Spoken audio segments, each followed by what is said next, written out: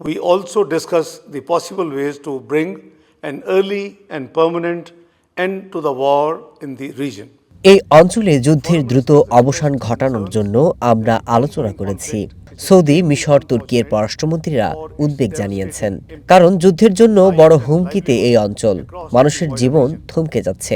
আমরা একমত হয়েছি যে এই যুদ্ধ কারো পক্ষে নয়, বরং এটি কেবল মৃত্যু আর ধ্বংসই ডেকে আনবে। এই কঠিন সময়ে মুসলিম উম্মার ঐক্য অত্যন্ত গুরুত্বপূর্ণ। চলমান সংঘাতের একটি পূর্ণাঙ্গ এবং স্থায়ী সমাধানের জন্য আগামী দিনগুলোতে দুপক্ষের মধ্যে অর্থপূর্ণ আলোচনার আয়োজন এবং সমন্বয় করতে পারলে পাকিস্তান সম্মানিত বোধ করবে। Pakistan will be honored to host and facilitate meaningful talks between the two sides in coming days for a comprehensive and lasting settlement of the ongoing conflict. I had a detailed telephonic conversation with Chinese Foreign Minister Wang Yi. China fully supports Pakistan's initiative to host Iran-US talks.